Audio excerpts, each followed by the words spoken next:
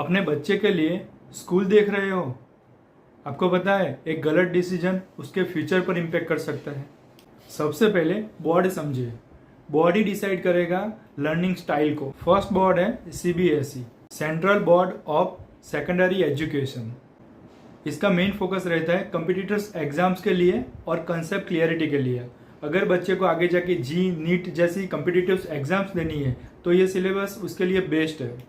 अगर किसी पेरेंट्स की ट्रांसफरेबल जॉब है, जैसे कि वो आर्मी में है या फिर तो पुलिस में है या गवर्नमेंट किसी सेक्टर में है और डिफरेंट स्टेट्स में उसका ट्रांसफ़र होना तय है, तो इस केस में भी यही सिलेबस ज़्यादा फायदेमंद रहता है, क्योंकि ये कोई स्टेट वाइज नहीं होता, ये सेंट्रलाइज होता है, तो हर स्टेट में इसका सिलेबस सेम होता है। सेकंड होता है स्टेट बोर्ड। ये इजी है, स्टेट वाइज मैनेज होता है, सिलेबस उसकी लोकल लैंग्वेज में अवेलेबल्स है, फ्रेंडली है, अफोर्ड्स करना भी उसे।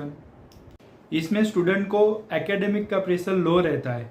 अगर बच्चा स्टेट वाइज उसी स्टेट में अगर उसका करियर ग्रो करना चाहता है तो उसके लिए ये बेस्ट है। थर्ड होता है ICSE, Indian certificate of secondary education. इसमें सबसे मेन फोकस रहता है इंग्लिश पर और डीप में नॉलेज गेनिंग पर। इसमें ज़्यादा सब्जेक्ट्स होते हैं डीप अंडरस्टैंडिंग के लिए। ये कोर्स बेस्ट रहता है स्ट्रॉन्ग एजुकेशन फाउंडेशंस के लिए और कम्युनिकेशन स्किल इम्प्रूव करने के लिए। और स्टूडेंट का इंटरेस्ट अगर मैनेजमेंट या लॉ जैसे सेक्टर में है तो उसके लिए बेस्ट है। फोर्थ आता है आईबी, इंटरनेशनल बोर्ड। इसका मेन फोकस रहता है practical learning, critical thinking and research के बेस पे। इसमें रियल वर्ल्ड की ज़्यादातर चीज़ें लर्न करना ही जाती है, ना कि सिर्फ किताबी। थोड़ा एक्सपेंसिव जरूर होता है लेकिन ग्लोबल लेवल पर बहुत ही रिकॉग्नाइजेबल होता है। ये बेस्ट है अगर फॉरेन एजुकेशन अगर आप फ्यूचर में करने वाले हैं तो, स्किल बेस्ड या फिर तो क्रिएटिव लर्निंग करने वाले हैं तो, पर्सनालिटी एंड ग्लोबल एक्सपांसन अगर आप चाहिए तो।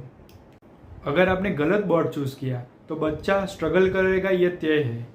स्कूल का कोई नाम नहीं, टीचर की कैपेबिलिटी ही बच्चे को बनाती है।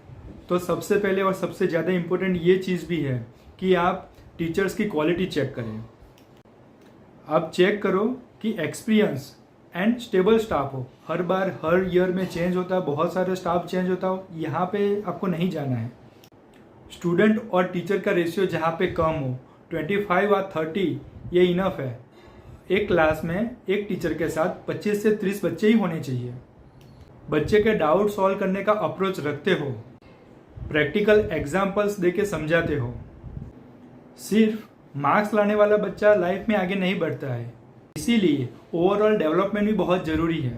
जैसे कि स्पोर्ट है, पब्लिक स्पीकिंग है, आर्ट है, क्रिएटिविटी, कॉम्पिटिटिव एग्जाम्स, इन सारी चीज़ों को एक्सप्लोर करना बहुत ज़रूरी है। फोर्थ मेन पॉइंट है infrastructure and safety. Clean classroom हो, प्रॉपर वेंटिलेशंस हो, science lab, laboratory lab, libraries, proper वहाँ पे प्ले ग्राउंड हो। This is also very important for the kid. CCTV, security and safe transport होना चाहिए। Fifth important point है distance and travel time. अगर बच्चे का 1-2 घंटा डेली ट्रैवल में जाता है तो बच्चा टायर्ड हो जाता है, फ्रस्ट्रेटेड हो जाता है, तो उसको उतना टाइम भी नहीं मिलता है प्ले करने के लिए, तो वो उसका डेवलपमेंट उतना ठीक से नहीं होगा। अगर 1 घंटा भी उसका डेली का ट्रांसपोर्ट का जाता है तो आप इस तरह से भी कैलकुलेट कर सकते हैं कि हर महीने आपने 25 आवर्स तो उसकी लाइफ में से माइनस ही कर डाले। सिक्स्थ इम्पोर्टेंट पॉइंट है स्कूल का स्ट्रक्चर एंड उसका सपोर्टिव एनवायरनमेंट। स्कूल का एनवायरनमेंट कैसा है, सपोर्टिव है कि स्ट्रिक्ट है, वो देखना जरूरी है।